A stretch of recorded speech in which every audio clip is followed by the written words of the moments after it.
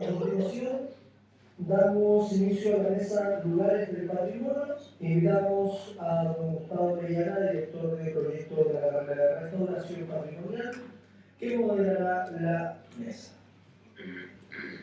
También invitamos a Marie Pelowski, Charles García, Iván Moreira y Maximiliano Soto. Un aplauso.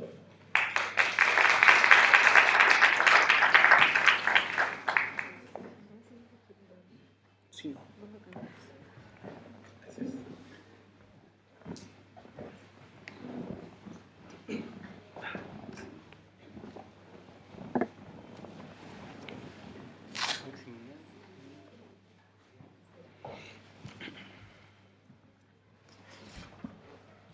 Sí. ¿Te sientas acá para el streaming? Ay.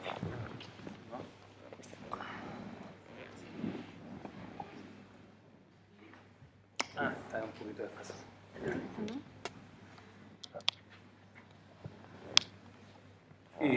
Bueno, para iniciar este segundo bloque, les voy a presentar a Marie Pelowski. Marie es arquitecta de la Católica de Valparaíso, magíster en Teoría e Historia del Arte por la Escuela de Altos Estudios de Ciencias Sociales, doctora en Teoría e Historia del Arte, mención Arquitectura y Paisaje por la misma institución. Se desempeña actualmente como investigadora postdoctoral en la Facultad de Arquitectura y Urbanismo de la Universidad de Chile. Ha sido académica en la ya dicha universidad, además de la Finisterra y la Alberto Hurtado. En el año 2011 fundó el Archivo Visual de Santiago. Abrió una biblioteca virtual de imágenes históricas de Santiago y desde ese mismo año es la directora del lugar. Bueno, María, cuéntanos. Sí. ¿Funciona? Sí. ¿Aló? ¿Aló? Ahí sí. Bueno, buenos días. Primero que nada, muchas gracias por la invitación.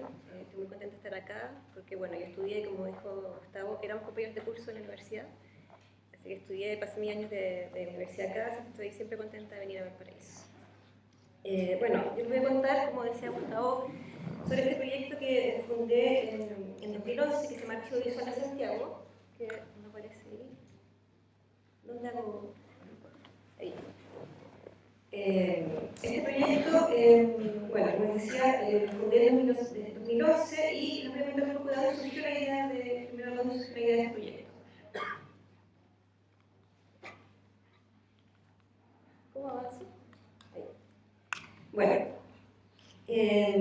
como les decía, estaba también hice mi doctorado en París y mientras estaba haciendo mi doctorado no tenía muy claro todavía mi tema de tesis, pero tenía bastante claro que iba a trabajar sobre imágenes, representaciones de arquitectura y de la ciudad de Santiago, de Chile, o sea, de representaciones de arquitectura y de la ciudad de Santiago. Pero estaba todavía un poco definiendo mi tema, entonces empecé a recolectar muchas imágenes de Santiago. Bueno, mi tema al final terminó siendo mucho más específico, pero me encontré con que tenía este gran repositorio en mi computador de imágenes. Tenía, por ejemplo, pinturas, dibujos, grabados y planos de Santiago, que me di cuenta de que no existía un lugar donde uno pueda acceder a todas estas imágenes, ¿cierto? Y al mismo tiempo, como estaba viviendo en París, tuve la suerte de poder contrastar la vivencia un poco urbana de lo que yo conocía ya de Santiago, porque es mi ciudad de origen, y mi vivencia en París y la relación que uno puede tener con la historia de una ciudad. En París, por ejemplo, existe un museo de la ciudad, se llama Musée Carnavalet. Hay muchas publicaciones sobre la historia de la ciudad. Y también en la vivencia que uno puede tener, como en el día a día, hay una marcada reconocimiento de la historia urbana, donde, por ejemplo, puede encontrarse por toda la ciudad con placas explicando los sitios históricos, qué pasó acá, por qué esto es un sitio, un monumento histórico, etc. Entonces, con esta sensación en mente, tenía también la noción de que en Santiago hacía un poco falta este reconocimiento de una suerte de imaginario colectivo de la ciudad, sobre todo apuntado a este imaginario colectivo visual de la ciudad. Como un poco conocimiento de la historia de nuestra ciudad y en particular a través de las imágenes. Por ejemplo, existe en Chile campo bastante desarrollado, yo diría, no tanto, pero algo desarrollado de historia urbana. Existen imágenes obviamente circulando en archivos y en publicaciones, pero en general uno se puede dar cuenta que está bastante reducido al ámbito académico, y que no hay una circulación más masiva de este imaginario. Entonces, bueno, esto también hay que pensar que ahora estamos en 2017, pero cuando yo tenía toda esta idea de fundar el archivo, era 2010-2011, cuando todavía no existían muchos repositorios virtuales de imágenes o archivos virtuales, como sí existen hoy día. En los últimos 5 años había un aumento increíble de digitalización, de archivos que han digitalizado sus documentos. Cada vez más podemos acceder a bibliotecas de todo el mundo en que podemos encontrarlos con textos e imágenes digitalizadas, pero hace 7 años, perdón, todavía no existía esta tendencia tan marcada. Entonces, en este sentido, en ese momento era una idea un poco novedosa. Hoy día existen muchas maneras que uno puede acceder a imágenes de Santiago y también de Chile. Por ejemplo, hay sitios como Santiago Nostálgico, Santiago Adicto o En Terreno, que son sitios que han hecho un poco la misma tarea de ir recolectando y exponiendo imágenes históricas de nuestro país y de nuestra ciudad. Sobre todo a través de las redes sociales, ¿cierto? Cuentas de Instagram, Facebook o Twitter. En todo caso, quería remarcar esto justamente mencionando esta idea de Santiago Nostálgico, que uno de estos sitios es muy bueno, que tiene muchas imágenes. La idea del Archivo Visual de Santiago era justamente distanciarse un poco de este discurso nostálgico, ¿no es cierto? Como de no exponer las imágenes en una suerte de intento de mostrar como que el pasado fue mejor, porque todo tiempo pasado fue mejor, algo así, sino más bien estimular esta conciencia de la historia urbana para formar cierto discurso crítico acerca de la ciudad. Ese era como el objetivo principal de aunar documentos sobre un mismo territorio, un mismo espacio. Entonces surgió esta idea de juntar toda la imagen en un mismo lugar.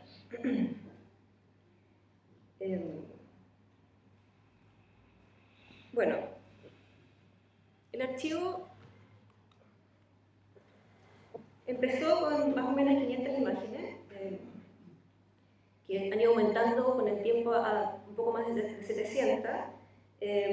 Tiene documentos de 19 archivos, que son archivos tanto nacionales como internacionales, y también archivos públicos y privados.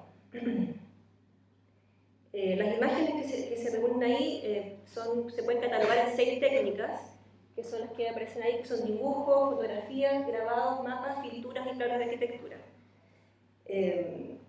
También cubre más o menos 100 autores, que son los autores de las imágenes, y el periodo que cubre es más o menos entre 1600 y 1970. Originalmente llegaba solamente hasta fines del siglo XIX, pero hemos ido aumentando hacia más adelante en el siglo XX, mayoritariamente por donaciones que nos han hecho de imágenes. Y también el siglo XX es un siglo que no nos metió mucho porque con la masificación de la fotografía, la cantidad de imágenes que existen disponibles de Santiago aumenta mucho a finales del siglo XIX y se hace un poco más difícil la tarea de recolectar todas esas imágenes. Y por otro lado también existen problemas con los derechos de reproducción de esas imágenes, que en general hay que pagar mucho más por obtenerla o incluso no se pueden publicar.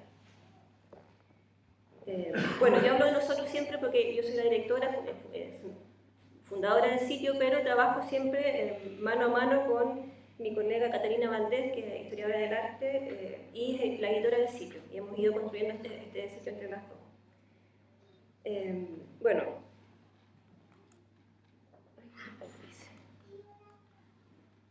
Bueno, acá están los 19 archivos de los cuales tenemos imágenes. De Chile tenemos la mayoría de imágenes son provenientes de archivos de Chile, está la Biblioteca Nacional, Memoria Chilena, que ya lleva mucho tiempo en esta tarea de digitalizar textos e imágenes, ¿no es cierto? El archivo histórico, el Centro de Información y Documentación Sergio Larraín García Moreno, que es de la Facultad de Arquitectura de la Católica, que tiene sobre todo planos de arquitectura, que era algo que a mí me interesaba particularmente exponer, que en general están muy restringidos al ámbito académico. El Museo Histórico también tenemos imágenes, el Museo de Bellas Artes y la Pinacoteca de la Universidad de Concepción. Y por otro lado, de archivos internacionales tenemos de España algunas imágenes, de la Biblioteca de Cataluña, el Museo Naval de Madrid. De Francia tenemos muchas imágenes de la Biblioteca Nacional de Francia. Esto, aprovechando que yo estaba en Francia, tuve la oportunidad de poder digitalizar directamente muchas imágenes y también darme cuenta que había mucha información sobre Chile en Francia y que incluso había muchos documentos que no existían en Chile, que no estaban disponibles en Chile. Y también del Museo de Civilización de la Copa de la Mediterránea, que tenemos un par de imágenes. Luego de Inglaterra, del Royal Botanical Gardens of Kew, después una categoría que son archivos online, que podíamos acceder a estas imágenes gratuitamente, entonces las descargamos y las pusimos en el sitio, que no había problemas de derechos de reproducción. Y luego lo que ha pasado es que este repositorio, que empezó siendo de archivos oficiales, por decirlo así, público, luego del lanzamiento del sitio empezó a acercársenos gente interesada en exponer documentos que ellos tenían en sus colecciones privadas. Entonces de ahí surge esta otra categoría, que son las colecciones privadas, que son, como les decía, cosas que no han pasado después, y son, por ejemplo, pinturas de la familia Balmaceda, fotografías de la colección de la sombrerería Girardi, algunas imágenes del archivo de jesuitas, sobre todo postales y fotografías, y después una donación bastante grande que nos hizo un arquitecto de la Católica retirado, Juan Pablo Avendaño, que en el año 64, junto a un compañero, Higinio González, hicieron un sobrevuelo de Santiago para un proyecto de investigación mientras eran estudiantes de arquitectura. Juan Pablo fue el piloto, Higinio fue el fotógrafo, y sacaron estas 116 fotos de Santiago desde la altura. Entonces ese es un archivo bastante valioso que tenemos en el archivo visual. Bueno, todas las imágenes fueron catalogadas siguiendo categorías. Como les decía, tenemos la categoría de técnica, de a qué técnica pertenece, también a qué autor, qué año, a qué periodo pertenece también la imagen, de qué archivo es. Entonces esas son como maneras de entrar en cómo navegar por el sitio. Entonces les muestro este fragmento de esta base de datos que empezamos a formar, porque para subrayar que una de las vocaciones principales del archivo era una vocación historiográfica, que podía ser una herramienta, no solamente la difusión de imágenes, sino que también fue una herramienta para historiadores o para investigadores que podían tener los datos de cada imagen, ¿no es cierto? Entonces tiene una vocación de formar esta base de datos. Bueno, las herramientas que hay en el sitio, esta es la portada del sitio, que son imágenes que van cambiando cada minuto, por ejemplo. Tenemos la herramienta principal, es el buscador, que tiene un buscador por palabra clave, como a lo Google, pero luego tenemos categorías de entrada que son técnicas, y pueden ingresar a categorías por técnica, el autor, como decía, tenemos más de 100 autores, luego por periodos, que son periodos de 50 años, o sea, 1600, 1650, 1651, 1700, etc. Y luego por archivo, o sea, uno puede entrar a todo el repositorio de un mismo archivo. Entonces, les voy a dar un ejemplo de cómo uno entra a una categoría. Acá entramos a la categoría de fotografía. Acá uno puede ver todas las fotografías que están en el archivo, y uno puede ver una lista previa de cada imagen con las datos que tiene cada imagen, los datos asociados. Luego hay como una pista un poco mayor de la misma fotografía, uno puede acercarse un poco, y luego uno entra a la ficha propia de cada imagen, en que aparece toda la información, aparece el autor, aparece la fecha, cuando uno la tiene, aparece a qué archivo pertenece, y a veces también aparece el lugar, como una georreferenciación del lugar que está siendo representado. Y acá aprovecho de contar que una de las características principales de este sitio era la idea de tener imágenes de muy buena calidad, diferenciarse un poco de lo que uno puede encontrar en Google, en que uno puede encontrar muchas imágenes pero en bastante mala calidad, y que acá realmente las imágenes, el acceso a las imágenes fuera que se pudieran usar como para hacer investigación, que fuera una herramienta de investigación casi como ir al archivo mismo, casi como acercarse al archivo y ver las imágenes en vivo. No es lo mismo, pero acercarse lo más posible a eso, sobre todo pensando que eran imágenes que no estaban en Chile. Bueno, ahí les muestro un zoom aún más cerca, que uno puede, sí, están en bastante buena resolución y uno puede ver de muy cerca los detalles de la imagen, que por lo menos yo que me he acercado a la historia del arte, es una herramienta muy importante poder ver, acercarse lo más posible a la imagen y ver los detalles que están contenidos en ella. Bueno, otra característica que sí es que tenemos un mapa de lugares que es una suerte de georreferenciación de las imágenes. No todas están georreferenciadas, pero sí elegimos algunos de los puntos como estratégicos o más importantes de Santiago, en que uno puede encontrar una mayor concentración de imágenes, por ejemplo, la Plaza de Armas o la Moneda o el Cerro Santa Lucía, que son imágenes que han sido en la historia mucho más representados. Ahí se puede ver que los puntos importantes se concentran en el casco histórico de Santiago. Y esto es interesante, creo, porque uno puede ver, esto es una herramienta que permite ver un poco cuáles son los puntos que han sido más retratados en la historia. Uno puede preguntarse por qué han sido retratados unos y otros no. Uno puede preguntarse por los sesgos también de las miradas que han sido puestas sobre la ciudad, porque la periferia está casi no representada en la historia. Entonces me parece interesante poder ver este tipo de plano en que uno puede ver cuáles son los lugares más transitados por las imágenes. Bueno, luego otra parte que tenemos en el sitio es una sección de reseñas. Esto cuando lanzamos el proyecto venía con estas reseñas que son casi 50, que son pequeños textos de reflexión sobre imágenes, están hechos por investigadores de varios campos, los voy a nombrar a continuación, y que la idea era tener un poco más de profundidad sobre la imagen, o sea, que la imagen no solamente fuera expuesta, sino que también hubiera una pequeña reflexión en torno a ella. No están todas las reseñas, por supuesto, pero sí tenemos una buena porción de ellas con estas reseñas. Entonces uno puede acceder a cada reseña. Las personas que reseñaron fueron los arquitectos y académicos Rodrigo Pérez de Arce, Cristina Felsenhardt, Germán Hidalgo y Elisa Campos, que son todos arquitectos de la Católica y la Chile. También la doctora en literatura Valeria de los Ríos, la lingüista Soledad Chávez y la botánica Antonia Echenique. Y también yo reseñé algunas imágenes y Catalina Valdés otras más.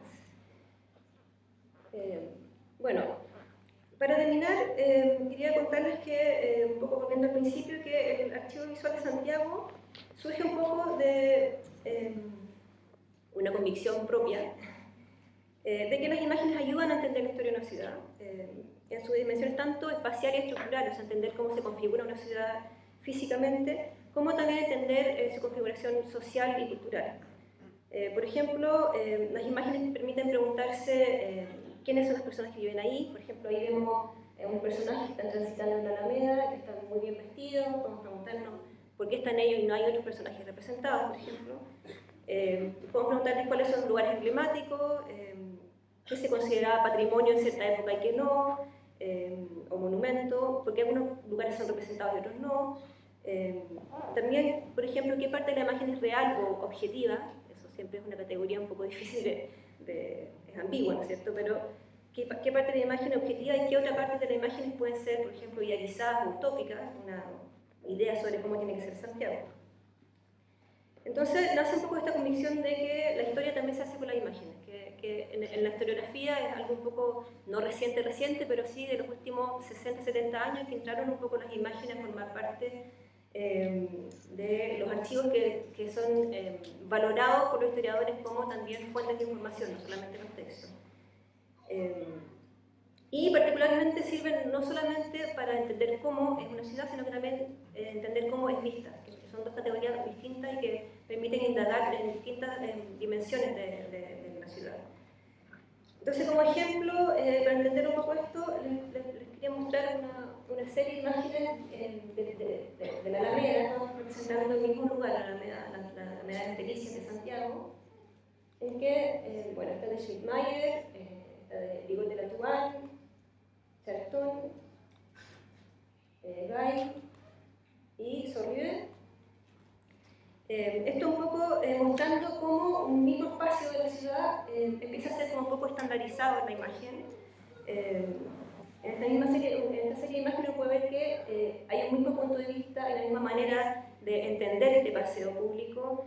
Hay como una suerte de matriz para ilustrar este lugar, ¿cierto? Que uno ve las columnas de Álamo, uno ve personajes pertenecientes a la clase social alta, ¿no es cierto? Hay todo un lenguaje en la imagen que apunta a mostrar Santiago como una ciudad moderna, y particularmente relacionada con las imágenes que existían en el siglo XIX de París, ¿no es cierto? Una suerte de copia de esta ciudad tan moderna que era París. Entonces, en este sentido me parece interesante, bueno, también tengo cierta sensibilidad con París porque viví ahí, pero me parece interesante que uno puede hacer comparaciones con estas series, con estos corpus de imágenes, con, por ejemplo, imágenes muy parecidas que existieron en el siglo XVIII, particularmente en París, de este mismo tipo de alameda o de arboleda en las vías, en las calles, con el mismo tipo de representación de personaje, bastante parecido. Entonces uno puede ver como que se traslada, hay un traslado de un modelo de representación de París a Santiago. Entonces esto es como una herramienta para la cual uno puede, una herramienta que, o sea, cómo este sitio funciona como herramienta para este tipo de análisis, me parece. Y también, claro, por supuesto, en el siglo XIX diferenciarse lo más posible de la colonia española, ¿no es cierto? Y por último, también uno puede hacer comparaciones, por ejemplo, de cómo un mismo sitio es retratado en el siglo XIX y luego en el siglo XX empiezan a entrar otro tipo de puntos de vista, otro tipo de objetivos de la imagen. En la primera se retrata como un lugar un poco bucólico o casi campestre, como un paseo rústico. En el segundo se muestran las vías de tranvía, como una imagen mucho más de modernidad y progreso. Y la tercera la imagen, ¿no es cierto?, de la vía de la Alameda como un eje principal de esta ciudad en vías de crecimiento y progreso. Bueno, eso para contarles de la estructura del archivo, y solamente una cosa para contar al final, quería aprovechar de contarles que este sitio lleva ya casi 6-7 años, ha sido un camino un poco arduo, difícil, con muy poco financiamiento. Tuvimos financiamiento de Fondar los primeros 2 años, después tuvimos que hacer una suerte de crowdfunding para poder pagar el servidor, porque tiene que ser un servidor que aguante mucho peso de imágenes, entonces no puede ser cualquier servidor. Hemos estado trabajando, por supuesto, ad honorem con Catalina, yo he pagado el servidor de mi bolsillo, entonces ha sido un camino un poco difícil, y ahora llega el momento del alivio en que negociamos un traspaso de esta plataforma al Centro Patrimonio de la Universidad Católica, que están súper interesados en alojar en su institución este proyecto, particularmente dentro de una iniciativa académica que se llama Cátedra Santiago, que concentra investigadores y iniciativas como esta en torno a la investigación en torno a la ciudad de Santiago. Entonces, para nosotros es una gran alegría poder tener este apoyo del Centro de Patrimonio Cultural de la Universidad Católica, que va a poder meter un poco de recursos, también va a meter más personas que van a poder ayudar a aumentar este archivo, a difundirlo, etc. Eso, muchas gracias.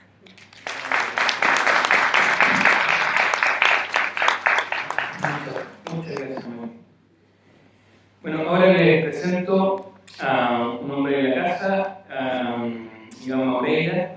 Iván Maureira es conservador y restaurador de bienes culturales, DA en Arquitectura y Patrimonio, doctorando en Arquitectura y Patrimonio Cultural Ambiental, desarrollando una investigación en torno a la problemática de conservación del paisaje cultural de Chile. Durante su carrera profesional ha trabajado en el ámbito del patrimonio arqueológico, desarrollando proyectos de registro, diagnóstico y puesta en valor de sitios arqueológicos, alternando con actividades académicas y de docencia. Iván va a exponer junto a Charles Garzón. Charles es arqueólogo titulado en la Universidad de Chile, maestría en la Universidad de Columbia, en Nueva York. Cuenta con más de 10 años de experiencia en estudios arqueológicos desarrollados en distintas regiones del país. Ha dirigido importantes proyectos de arqueología urbana, realizando el rescate de sitios históricos, entre los que se cuenta el edificio Moneda Bicentenario en Santiago, los juzgados de familia de Santiago, el sitio Portal San Pedro de Quillota y el sitio Plaza O'Higgins en Valparaíso. Bien, bienvenido, los dejo acá en medio para que puedan. Gracias. Gracias. Él estaba corriendo ahí el...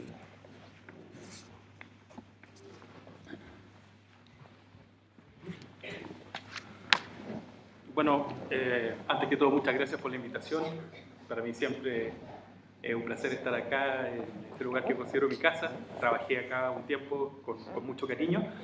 Y bueno, con Charlie, bueno, en realidad Charlie, que es el arqueólogo responsable de la excavación de Plaza O'Higgins, trabajamos el rescate de estos materiales, y la idea de esta conversación es contarles un poco de qué se trató y también reflexionar un poco en torno a la utilidad de estos rescates arqueológicos y de cómo la cultura material finalmente nos ayuda a interpretar el patrimonio y por ende lo que somos. Así que Charlie les va a explicar más o menos en qué consistió el proceso.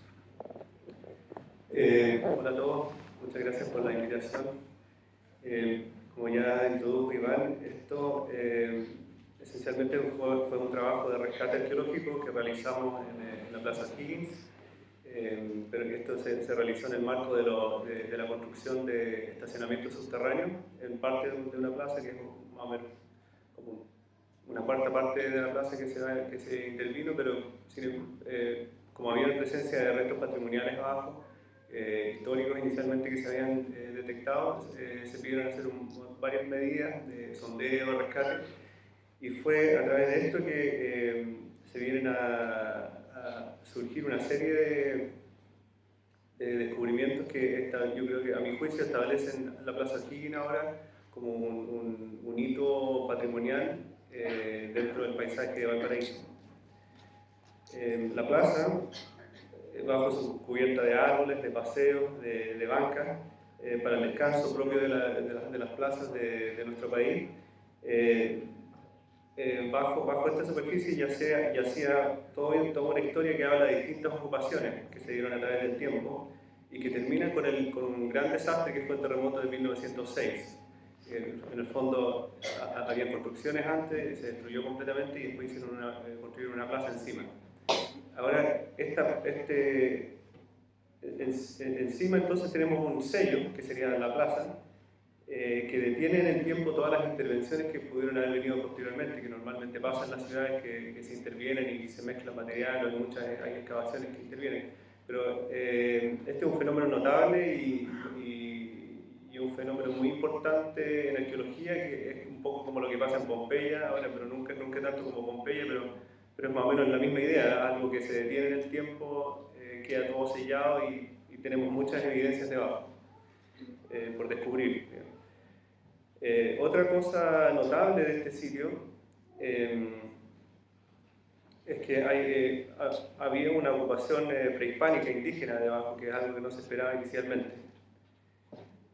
Entonces, a través de distintas técnicas de excavaciones arqueológicas, de registro de capas y a través también de los distintos análisis de laboratorio, se definieron tres fases principales en el tiempo. Una, como ya les anticipé, es una fase prehispánica tardía, otra colonial y otra republicana exclusivamente del siglo XIX.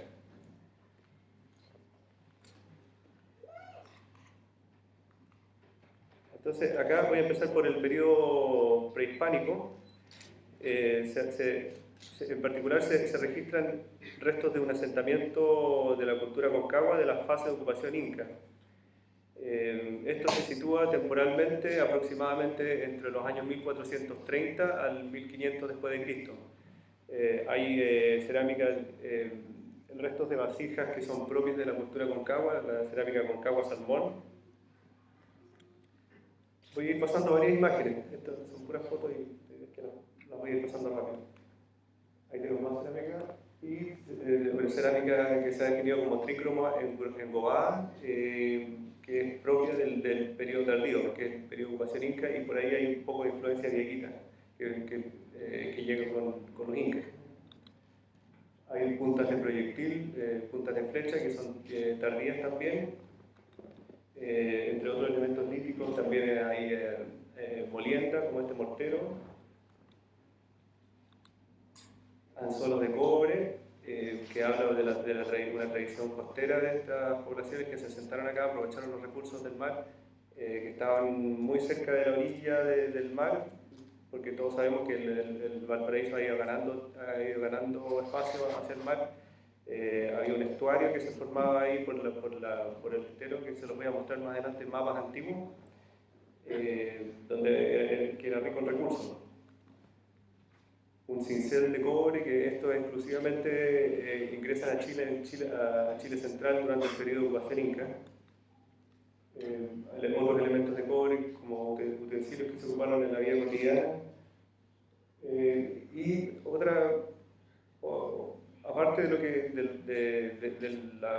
de la parte como del asentamiento que estamos contando, después cuando se reiniciaron los trabajos de excavación con maquinaria de la obra, más abajo, niveles que nosotros habíamos, ya no estábamos encontrando nada antes, pero mucho más abajo empezamos a encontrar restos humanos de esta ocupación prehispánica Aconcagua.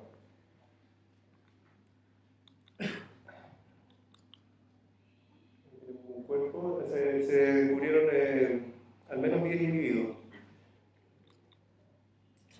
Algunos de ellos con varias ofrendas, como este infante, que estaba muy mal conservado, que se conservaban solamente las piernas, un poco los dientes, estaban debajo aquí de estas vasijas. Otro cuerpo de un adulto con varias ofrendas, acá a los pies había otras que las recuperamos cuando estaban excavando con maquinaria, pero por suerte que eso lo pudimos recuperar todo y se pudo restaurar. Y ya con todo el proceso de restauración que hicimos de los materiales, tenemos piezas que van a poder ser exhibidas en el Museo de Historia Natural probablemente. Aprovecho de contarles que todos estos materiales fueron ingresados recientemente al Museo de Historia Natural. Muchas cajas, así que bueno, está Lilian López acá, que encarga las colecciones de arqueología del museo. Así que ocupamos una buena parte de los espacios ahí, pero hay muchos objetos que también son notables, como estas piezas que pudimos restaurar. Esto es la cerámica Aconcagua Salomón. Esta es un puco típico de la cultura Aconcagua, del tricromo embobado, que tiene una disposición cuatripartita bien propia de los pucos Aconcagua, pero que sin embargo tiene una influencia que viene con el Inca, que evoca como los motivos guerritas, como este también. Y luego tenemos los restos de la fase colonial, que también están presentes en el sitio. Ahora no con tanta, lo que más está representado es de la época republicana del siglo XIX, porque ya eso estaba incorporado a la ciudad y hay muchas viviendas y se generó muchos desechos.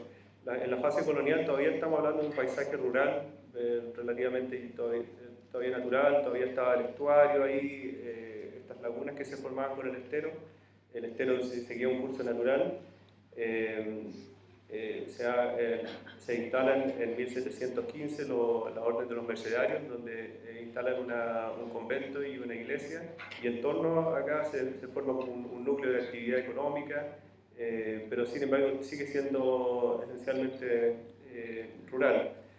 Hay fuentes que señalan que habían indios todavía acá, habían pueblos indígenas aquí en la costa, que después fueron reubicados más al interior hacia el sector de la Rinconada, más pegado a los cerros, y que también habían un sector de hoyería indígena. Y esto, por ejemplo, lo podemos ver en la cerámica. Hay cerámica que sigue tradiciones indígenas que son propias de la colonia, con motivos así ondulantes, que son propios del periodo colonial, pero que siguen usando las mismas técnicas prehispánicas que se ocuparon antes. Hay cerámica de las monjas clarisas de Santiago, que son súper representativos del periodo colonial, 1600, 1700, siguiendo un estilo de alfarería portuguesa que adquirió tanto prestigio acá en América que incluso se exportaron estas piezas a Europa. Está la mayólica, que también es muy diagnóstica del periodo colonial, siglo XVI, siglo XVII, donde hay mayólica europea que era importada a las Américas. Pero también hubo centros de producción en Panamá, en Perú, controlados por la corona española, que era parte del monopolio que tenía la corona española de producción de utensilios, ¿bien? Como esta mayólica que viene de Panamá, o este que viene de Perú, la más allá políglota. Un plato que está parcialmente completo, restaurado, que es de Perú, al igual que este cuenco. Y esta es mayólica española, importada, que habla también del intercambio que existió en Valparaíso ya en la colonia, donde estaban adquiriendo bienes del exterior, una ciudad portuaria ya, o incipiente ciudad portuaria. Hay cerámica vidriada de los jesuitas de la Hoyería de Santiago, bien propia de la colonia también. Porcelana china, que también es de tiempos coloniales acá. Ahora, como les anticipé, todos estos materiales fueron analizados en laboratorio, y todas las distintas categorías fueron analizadas por distintos especialistas y tienen distintas claves que pueden utilizar, por ejemplo, para la porcelana. Se puede saber en la dinastía, el emperador y el periodo. Esto es de la segunda mitad del siglo XVIII. En este caso, la dinastía Ming. También hay algunas monedas de plata acuñadas en América. Había dos centros grandes, principales donde se acuñaban monedas, una en Lima y una en Potosí. En este caso es de Potosí, es una moneda de 1733. Son 2 reales de plata. Y así tenemos cierta cantidad de monedas de este tipo. Luego, pasando a la fase republicana, acá ya estamos viviendo como un proceso de transformación donde el sector del Almendral, que es el sector donde está actualmente la Plaza O'Higgins, se incorpora a la ciudad, y esto va aparejado con el advenimiento de la revolución industrial y con el comercio que se abre en Valparaíso. Llega mucha loza europea, en este caso loza inglesa de la primera mitad del siglo XIX, un bacín o pelea de loza de mediados del siglo XIX. Un jarro de loza inglesa de la segunda mitad del siglo XIX. Esta pieza encontramos en un pozo de sondeo y por suerte se pudo restaurar casi completamente. Ahora, al igual que la porcelana, también hay estas claves de diamante que son indicadores del periodo. Se puede saber el año, el día, el bulto o como la tirada donde viene, el tipo de loza también. Hay bastante cerámica gres que es bien abundante en el siglo XIX, donde se importaba la ginebra, la cerveza de Gran Bretaña. En este caso, sin embargo, es una botella alemana donde se traía agua gasificada naturalmente de las fuentes del Seltzer en Alemania. Hay bastantes botellas. Estas botellas que a simple vista se ven como botellas de vino normales, pero son de manufactura artesanal. Si uno las ve de cerca, tienen burbujas, tienen las estrías propias del soplado, el bollete que es hecho a mano, incorporado posteriormente. Ahora, de nuevo, la importancia de este sitio, porque todo lo que tenemos ahí del sitio es todo del siglo XIX. O sea, no está mezclado con, por ejemplo, botellas de 1950, sino que es todo de un periodo anterior al terremoto. Y también parte del registro de la época republicana, tenemos muchas estructuras que fuimos despejando por medio de las excavaciones, pisos antiguos, fundaciones de casas, porque todo esto era en una zona construida. Fundaciones de cantería con arena y cal, propias del siglo XIX, fundaciones con sobrecimiento de ladrillo, cañerías de cerámica que eran importadas de Inglaterra, ya respondiendo a una necesidad de medidas de higiene propias de una ciudad. Pozos, nolias, resumideros. Y este que me gusta porque es como una taza delimitadora de un árbol, probablemente de un patio interior de una casa. Entonces, con todas estas evidencias, esto da pie para especular sobre la evolución del paisaje donde se ubica actualmente la Plaza O'Higgins. Sabemos que existe una transición desde un paisaje natural o rural con el periodo prehispánico y colonial, que cambia levemente hacia la fase final de la colonia, pero que se transforma completamente en un paisaje urbano donde ya es el siglo XIX. Acá mapa colonial, donde tenemos el puerto con más profusión de construcciones, y acá algunas casas y aquí la instalación de los mercedarios con su iglesia, que algunos viajeros utilizaban a lo lejos al ingresar a la bahía. Acá hay un mapa de 1790, donde ya hacia el área de la Plaza O'Higgins ya se ven algunas construcciones. Y aquí hubo un análisis de ese mismo mapa que hace Luis Álvarez, que es geógrafo e historiador de la Católica de Valparaíso, que señala que el estero forma lagunas, un estuario, acá en este sector, y toda esta parte de acá era un suelo libre y inundable, lo que decían del mismo estero, y que era como un sector marginal donde también se desechaban los desperdicios, los distintos tipos de desechos. Y eso estaría justamente como en el borde de lo que es la Plaza O'Higgins actualmente. Acá estaría la instalación de los mercedarios. Y un lugar muy propicio para un asentamiento de una comunidad indígena, justo en el borde del estuario, fuera de la inundación, un lugar rico de recursos naturales que ofrecían el estuario y también el mar. Acá otro mapa de 1835, donde ya se ve una disposición en las calles, probablemente ya empiezan a haber mucho más, empiezan a haber más construcciones. Todavía el estero no está canalizado, pero ya hacia mediados del siglo XIX el estero de las milicias o el estero de las zorras ya está canalizado, pero aún se ve lo que deja esta área de inundación que no se ocupaba. Esto es acá, pero ya se empieza a incorporar lentamente a la urbe. Aquí estaría la Plaza O'Higgins. Acá, ahí dice, no se alcanza a ver, pero dice Tibolá, que pensamos que es un hotel que existió. Lamentablemente hay muy pocas fotos de este sector.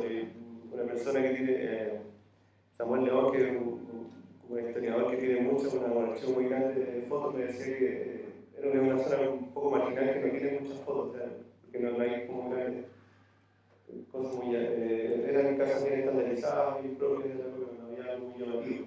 Después, este es un mapa de finales de la última década del siglo XIX, donde tenemos el Teatro Nacional, pero realmente no contamos con fotos. Aquí, esta foto que encontramos estaría frente a la iglesia de aquí de la Merced. Aquí, esta va a ser la Plaza O'Higgins. ¿Ya? Ahí. Y que se vino abajo con el terremoto de 1906. Esta es una foto mirando hacia el sur, donde se observa la calle Victoria y la iglesia de la Merced totalmente destruida, en el fondo como desde el interior de la Plaza O'Higgins, desde las ruinas. Así que lo tengo con esa foto. Ahora, ¿me pones el mapa de 1700?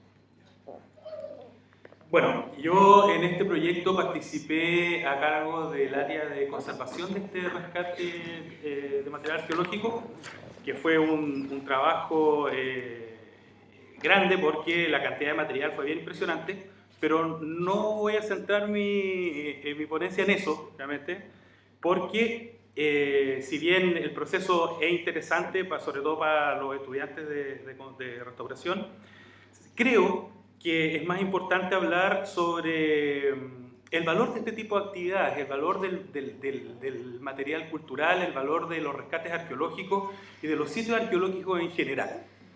¿Por qué? Porque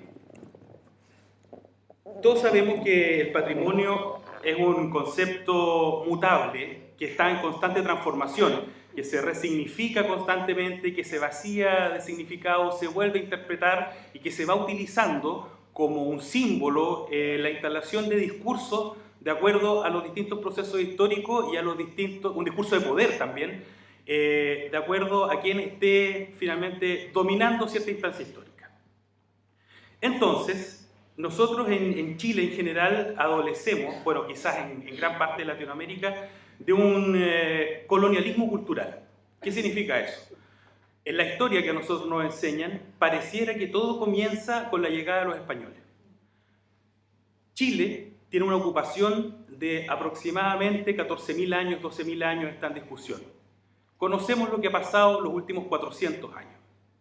Todos esos 12.000 años previos los ignoramos, están sepultados. Están sepultados políticamente, han sido sepultados políticamente. ¿Y qué es lo que hace la arqueología? Literalmente desentierra esa historia. Eso es lo apasionante.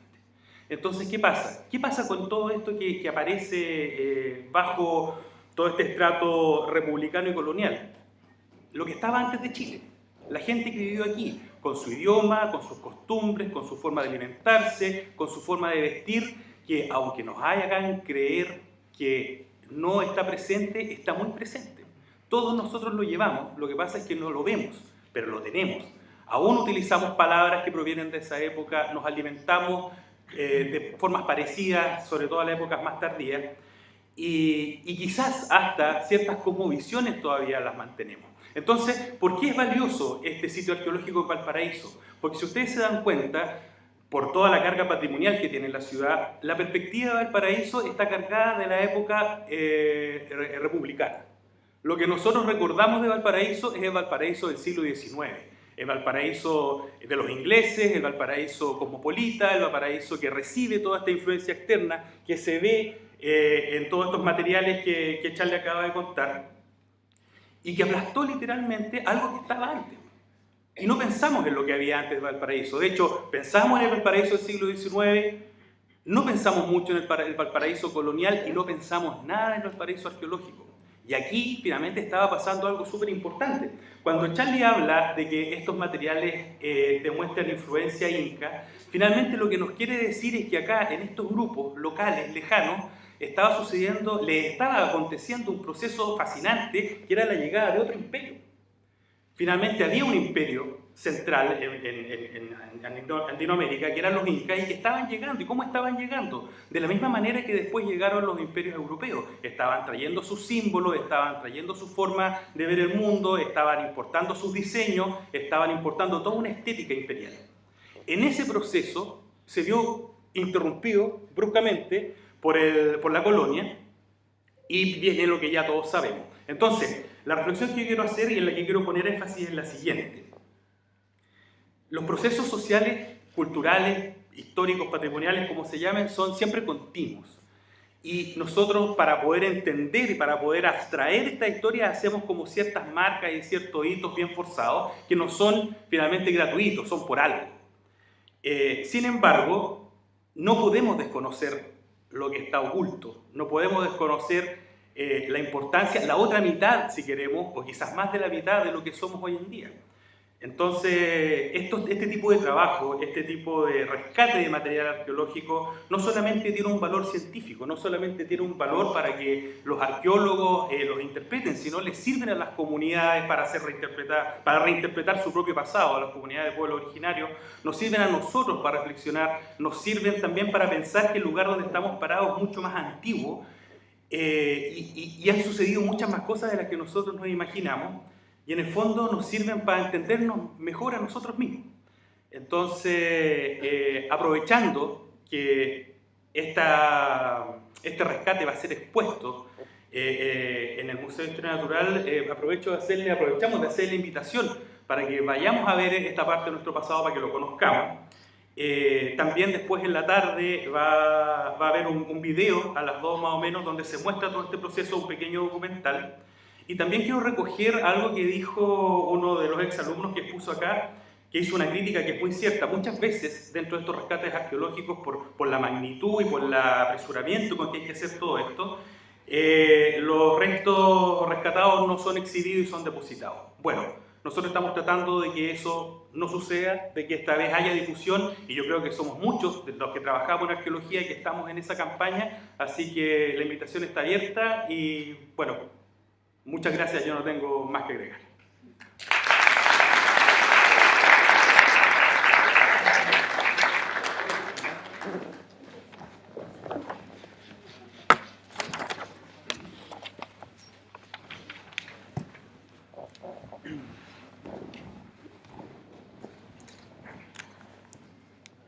Bien, muchas gracias. Dejo con ustedes ahora al último expositor, Maximiliano Soto. Profesor de Historia y Ciencias Sociales, doctor en Sociología, mención Socioantropología, magíster en Antropología, con experiencia en investigación cualitativa en torno al estudio y análisis de prácticas culturales y patrimonio material e inmaterial, tanto a nivel nacional como internacional. Actual académico del Instituto de Sociología de la Universidad de Valparaíso. Miembro del Instituto de Historia Contemporánea de la Universidad Nova de Lisboa y del Laboratorio de Sociedades, Actores y Gobiernos Europeos, la Universidad de Estrasburgo, Francia. Bienvenido. Muchas gracias. Muchas gracias por la invitación y para mí es un placer estar acá frente a estudiantes de restauración, tratar un poco de hablar sobre patrimonio y concentradamente, principalmente en torno al estudio que estoy realizando en Chile desde el año 2014, relacionado principalmente con los conflictos patrimoniales asociados a lo que son los mercados de abasto, principalmente en dos estudios de caso, en el fondo son tres, ciudades puertos de Chile, como el caso de Iquique, Valparaíso y Talcahuano, pero el día de hoy voy a hablar un poco relacionado con Valparaíso, ya que un poco el tema local que se pone en valor y lo que ha pasado un poco con Iquique. ¿Ya? La ponencia se titula Mercados de abasto entre patrimonio e interacción.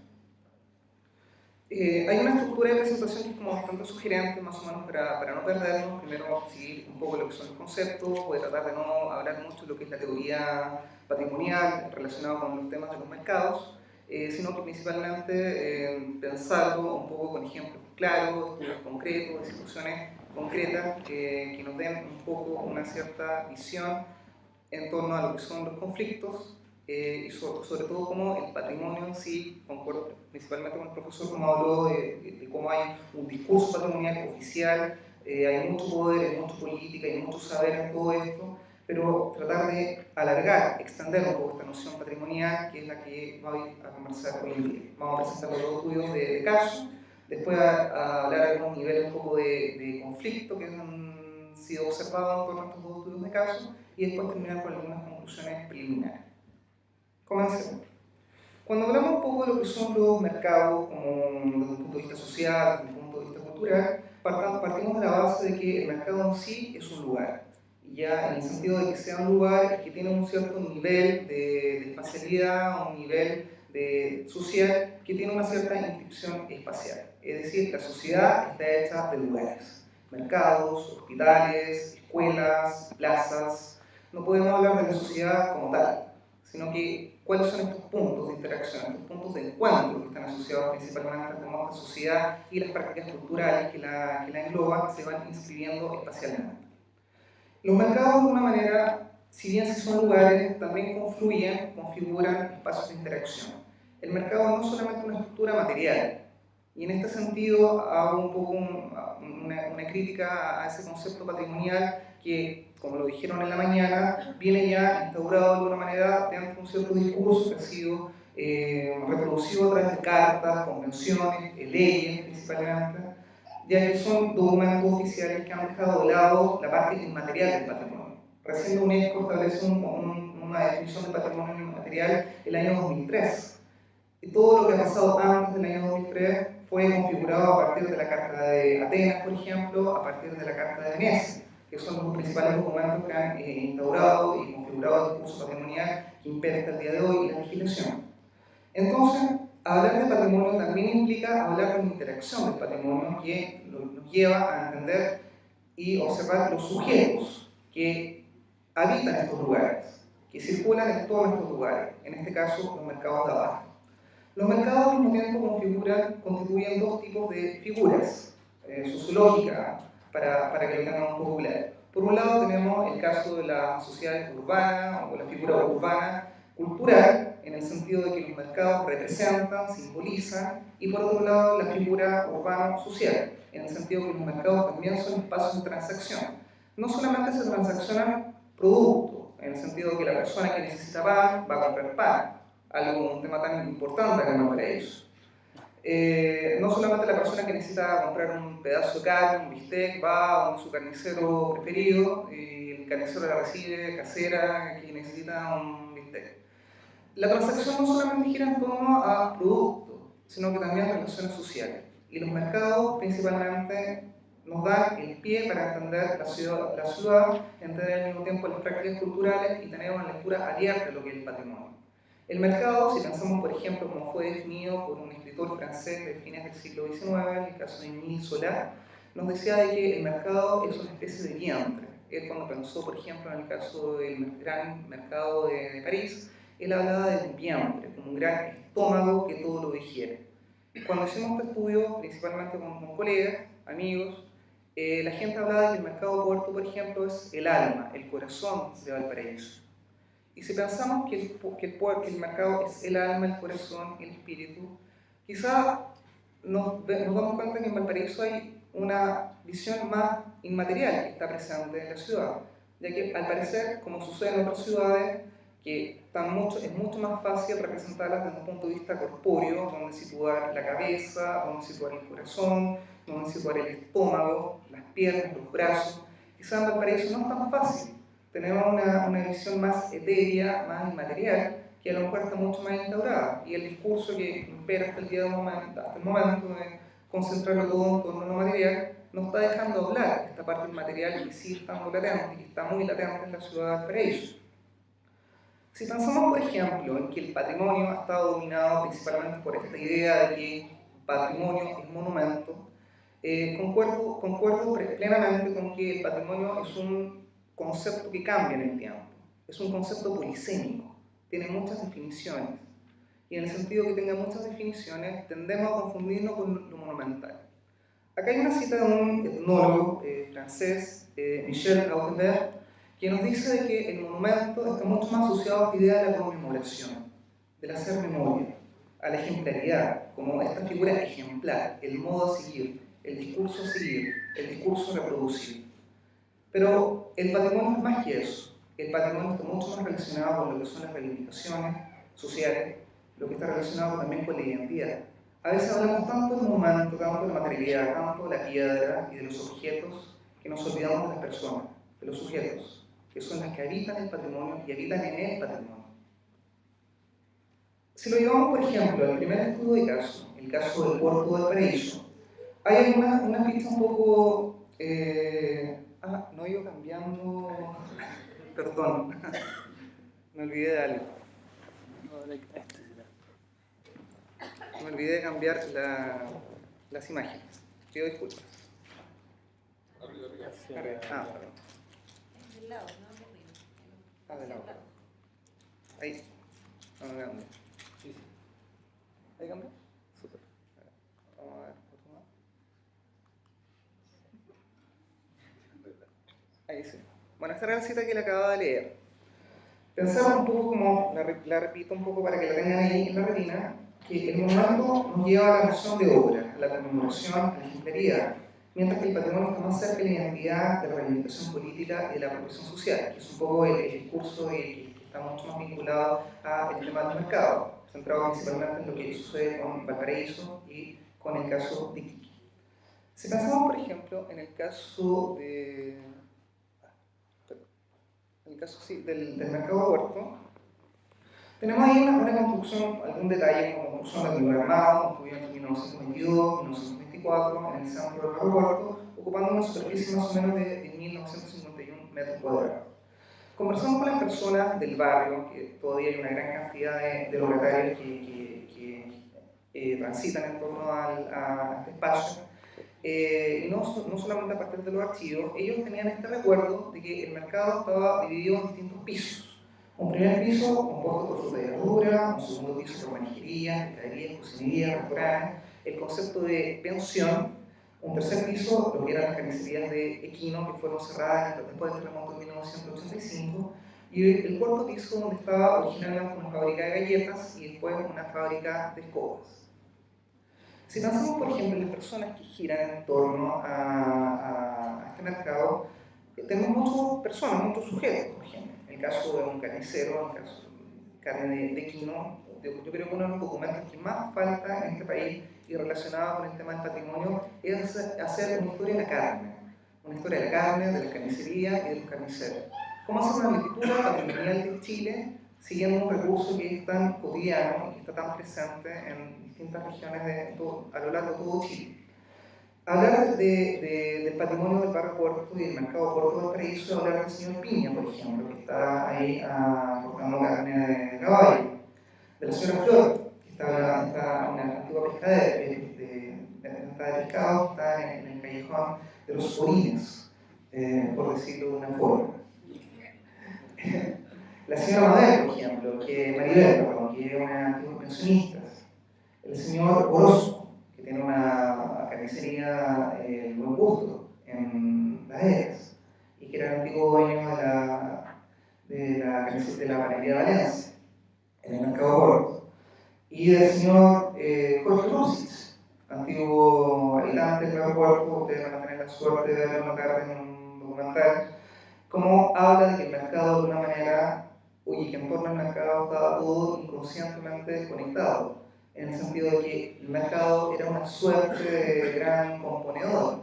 Las personas empezaban a preparar el cuerpo, por ejemplo, en las tardes, cuando se ponían perfumes, por ejemplo, que también tenía la suerte de conversarlo con el historiador Samuel León. Y él recuerda, por ejemplo, cómo las personas empezaban a preparar el cuerpo con buena vestimenta, buen perfume, reunirse con los amigos. El cuerpo empezaba a descomponerse en torno a la bebida, en torno al alcohol, en torno a las drogas, en torno a la prostitución, por ejemplo, muy característica del puerto. Y que después que el cuerpo se descomponía, a las 6 de la mañana el cuerpo se recomponía gracias a un caldo de cabeza de cordero que era ingerido a partir de las 6 de la mañana en el mercado Puerto de Valparaíso. Entonces nos damos cuenta que el mercado es un componente patrimonial en el sentido que a través de la historia de sus antiguos locatarios se puede entender la lógica, este inconsciente que está inscrito en torno al barrio Puerto. Hablar de patrimonio es hablar de personas y sujetos. Si pensamos en el caso del mercado centenario de Iquique, centenario entre comillas, estamos hablando de una estructura que está localizada frente a lo que se conoce hoy día como Liceo Bicentenario Escuela Santa María de Iquique, donde originalmente, una escuela que originalmente era conocida como el Liceo número 1 Domingo Santa María, donde ocurrió lo que todos conocemos en 1907, la matanza de Santa María.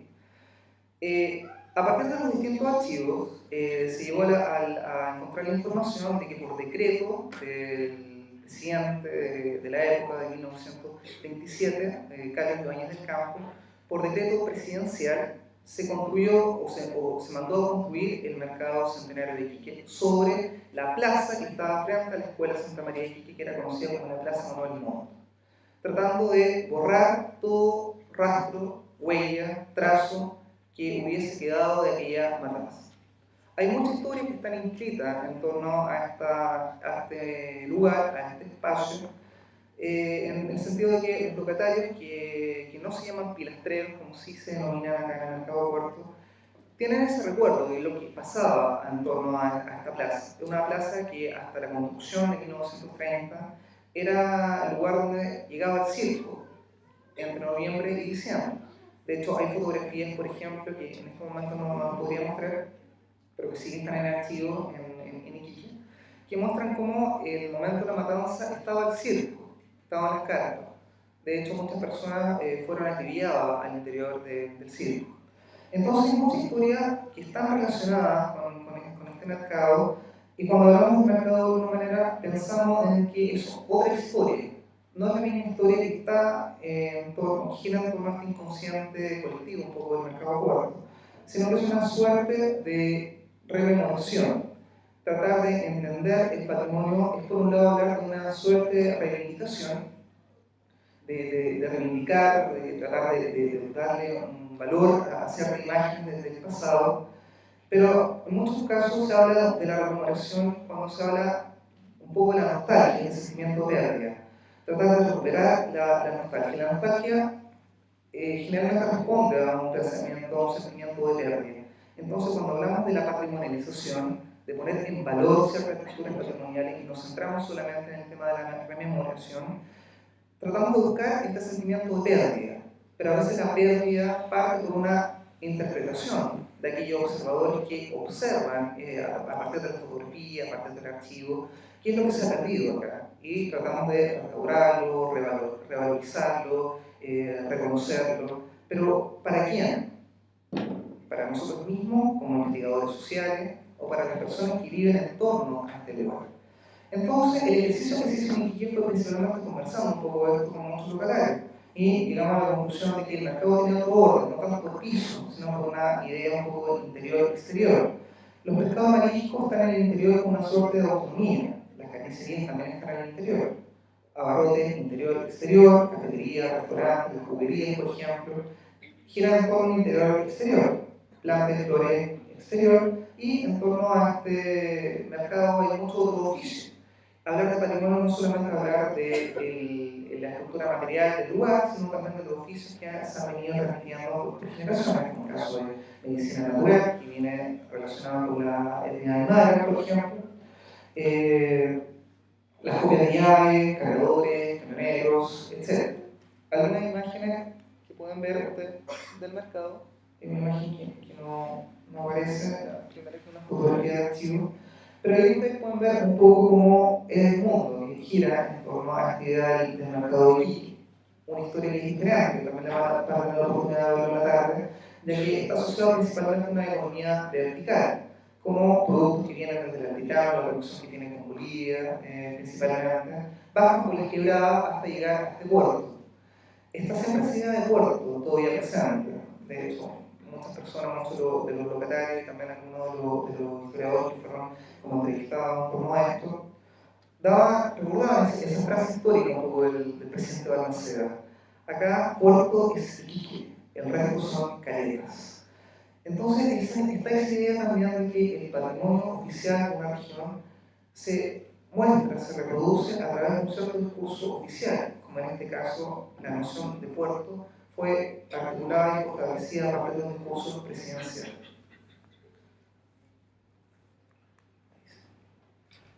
Cuando hablamos de patrimonio, no solamente esta idea de rememorar, conmemorar, reivindicar, también pensamos en el tema de la apropiación.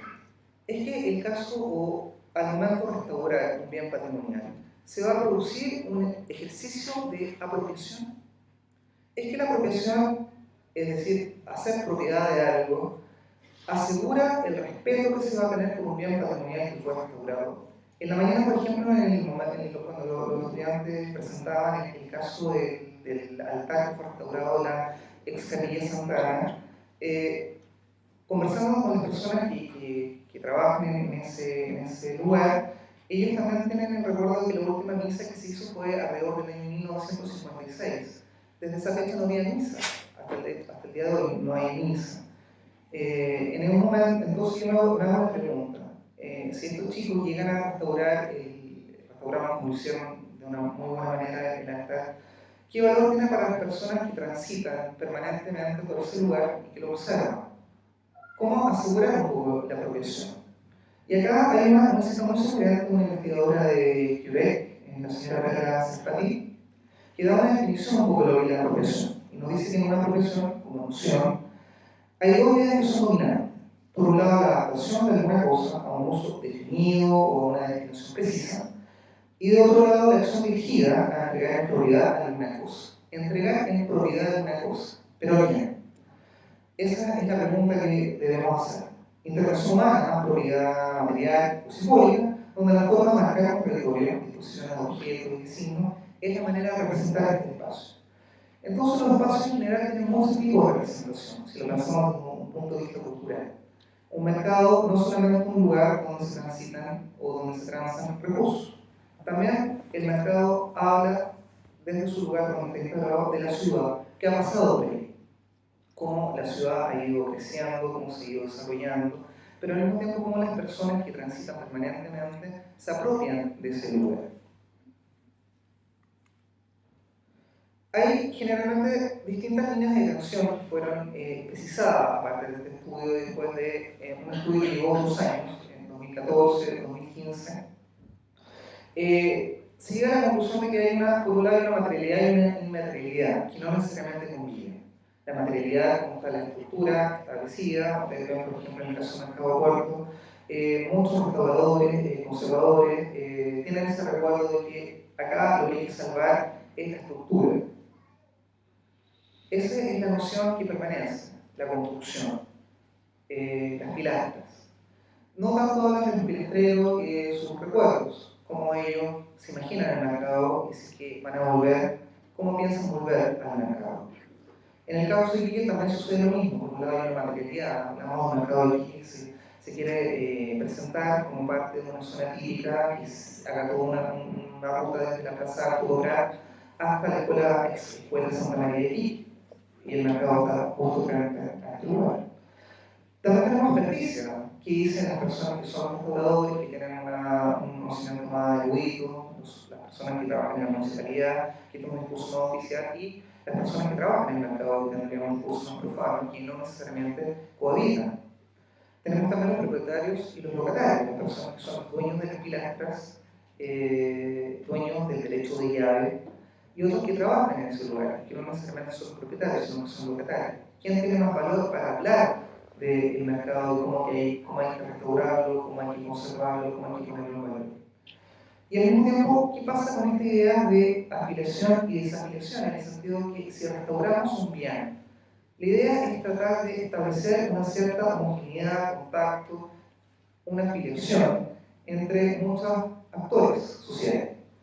Pero al mismo tiempo, cuando restauramos un bien patrimonial, generamos un proceso de desafiliación, en el sentido de que muchas personas ya no se sienten parte de esto. El recuerdo que tenían de cómo era el lugar cambió.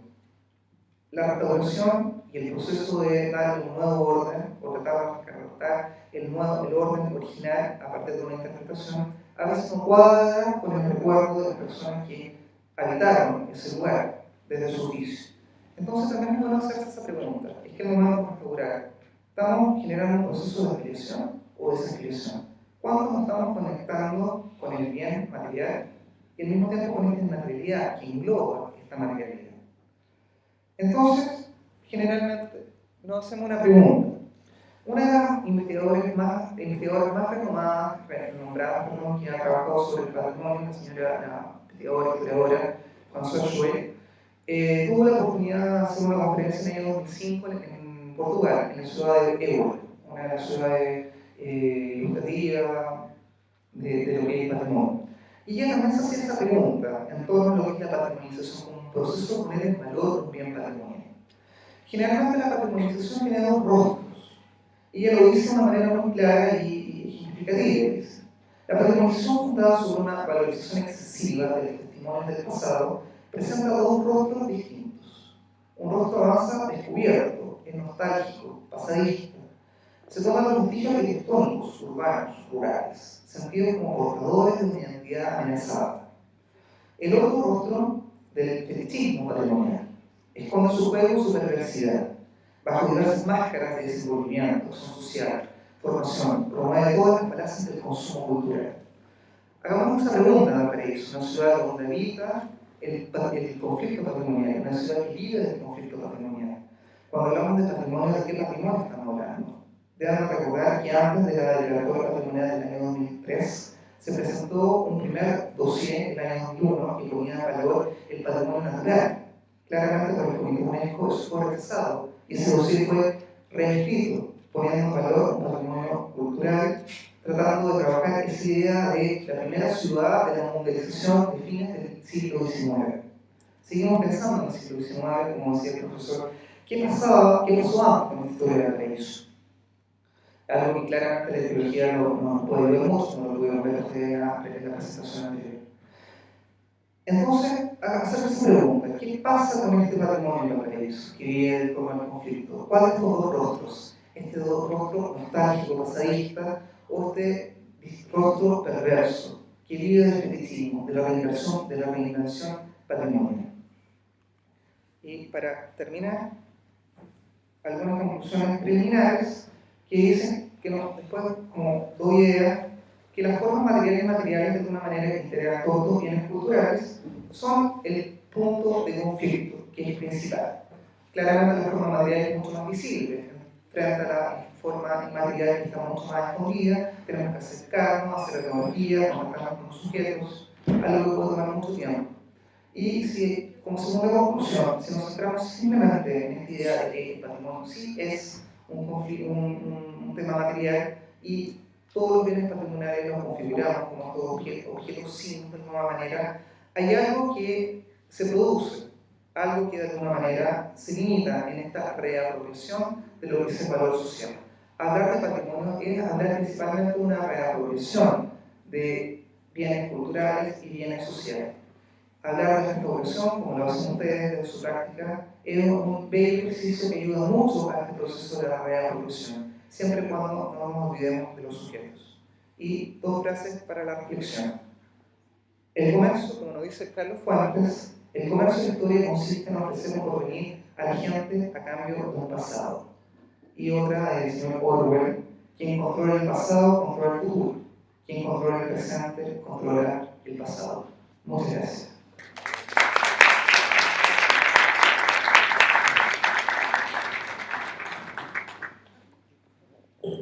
Dejamos a nuestros panelistas y también, si quieren hacer alguna pregunta, está la mesa abierta.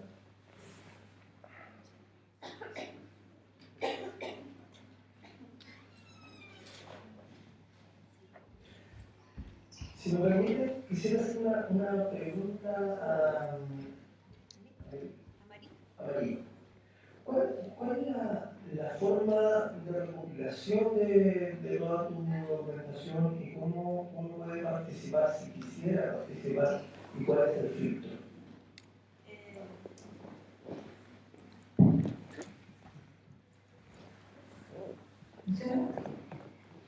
La forma de recopilación fue siempre conversando o siguiendo los protocolos de cada archivo. En algunos casos eran archivos que se podían acceder directamente, en otros casos había que pagar una tarifa por la reproducción. Por ejemplo, lo más caro que pagué en la Biblioteca Nacional de Francia fueron, no sé, 150 euros por un mapa de Santiago, hasta en Memoria Chilena me cobraban 2.000 pesos por la reproducción. Y siempre había una, yo siempre transparente lo más posible, que nosotros funcionamos siempre como reproductores de imágenes y no como un repositorio real, como un archivo real. No teníamos los documentos originales, por supuesto. Pasa mucho que gente me escribe preguntando si pueden usar las imágenes. Y yo siempre digo que tiene que ver con el archivo de origen, porque nosotros no somos los dueños de la imagen. Entonces el trabajo de recopilación funcionó con ese criterio, siempre siguiendo el protocolo de cada archivo. Y el criterio como editorial fue, eso es un tema súper complicado porque me topé, por ejemplo, con algunas imágenes de colina. ¿Qué hago? ¿Es Santiago o no es Santiago? Y ahí en realidad ha sido un poco como intuitivo cómo funciona, cuáles son los límites de Santiago. Un interior, por ejemplo, en la Sabelería de Girardi hay unas fotos de interiores de fábrica, las pusimos igual porque son edificios de Santiago, pero en general se prioriza imágenes urbanas, ¿no es cierto? Imágenes que sean de la ciudad, de los exteriores. Y la participación, cómo una persona puede participar si quiere donar alguna postal que tiene en su casa, cosa escribir un mail y ofrecerla, y estamos muy dispuestos a recibir todos los aportes posibles. También hemos tratado de abrir la puerta a que las personas que quieran reseñar imágenes bajas. Así que también hago la invitación a que quiera, si le interesa una imagen en particular, que quiera escribir un fragmento, estamos muy invitados. Por acá está otra pregunta. Hola, buenas tardes. Soy Ingrid Wells, encargada del programa Videoredes de la Biblioteca Pública de Longoy. Bueno, como nosotros también estamos encargados de realizar contenidos locales, que hemos estado escuchando a la expositora que dijo que a través de esta página web expone fotos y expone una comparación de Santiago con Francia, una comparación en diferentes fotografías o diferentes cuadros. Al arquitecto que se encuentra y el profesor que se encuentran con parte de la historia de Valparaíso a través de una excavación. Y al último expositor que nos dice que vamos a buscar el patrimonio, que es un fragmento de muchas definiciones y que a través de las personas también podemos buscar una transición y adoptarla a nuestra historia como local. Entonces, yo quería preguntarles a todos ustedes qué nos aconsejarían a las bibliotecas o más bien a los encargados de esta red de contenidos locales, cómo llevar o enfocar, como no somos expertos, sino que tratamos de rescatar este patrimonio material y inmaterial de cada localidad. Y como dijo Lautaro Núñez en el primer contenido local, en el primer encuentro de contenidos locales aquí en Valparaíso, cómo llevar de lo local a lo nacional y de lo nacional a lo mundial. Tienen que responder las tres.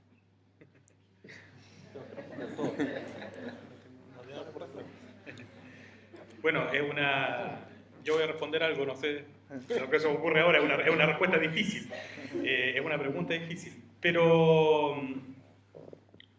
a ver, yo creo, en mi experiencia, obviamente, como trabajando como conservador y como restaurador en temas patrimoniales, yo creo que todo esto se condensa de una u otra manera en la memoria de las comunidades.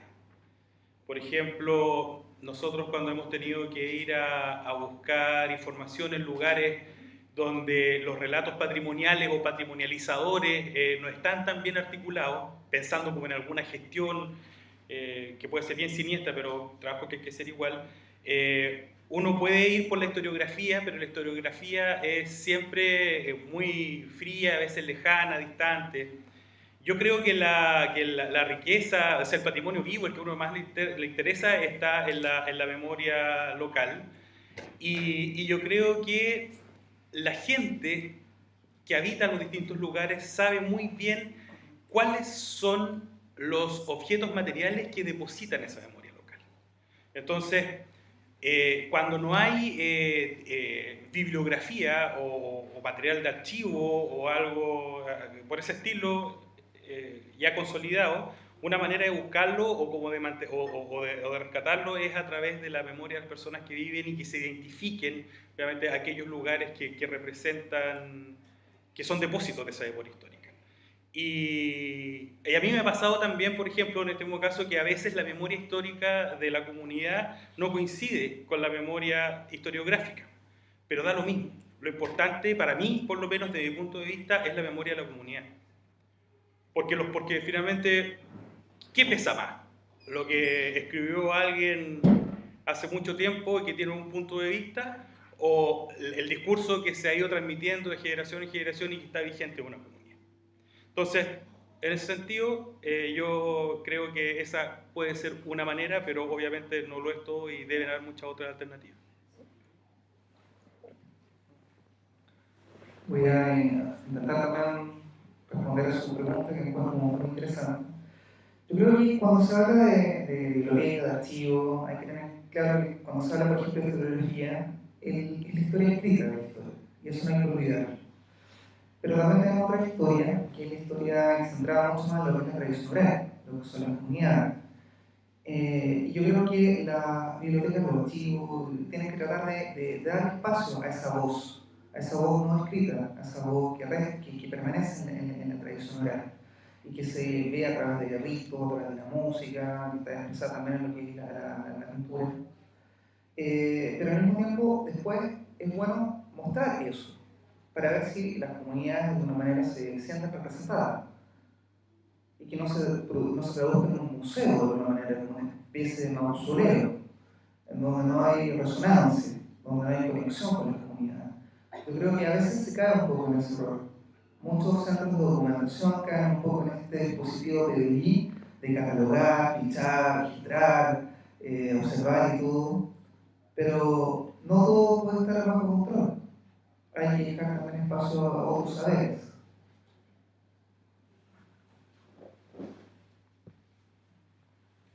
Pero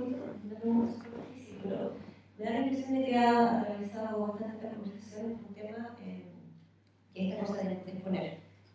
Ha surgido bastante qué hacer con estas dos gestiones de patrimonio o acumulaciones de cuestiones patrimoniales, y me parece que es una gestión muy importante, Un elemento muy importante es justamente la socialización de todo este trabajo que está haciendo en archivos chiquititos, en localidades, en bibliotecas, el trabajo que puso, no me acuerdo su nombre, pero la bibliotecaria de Codegua, me parece fascinante que se producen todo tipo de actividades de socialización entre los niños, del contenido que tiene la biblioteca, sacar un libro, traer niños a la biblioteca, traer gente, hacer un poco que la biblioteca sea un centro comunitario de exposición de todo lo que tienen. Y concuerdo perfectamente con lo que dijiste, que ojalá mostrar lo posible lo que se está haciendo, socializar el contenido. Me parece muy importante y justamente lo que está haciendo contenidos locales, que también me parece una tarea formidable. Muchas gracias a los exponentes de esta tarde. Le damos un fuerte aplauso. Y en la pausa les recordamos que a las 3 en este mismo lugar continuamos con la nuestra audiovisual. Muchas gracias.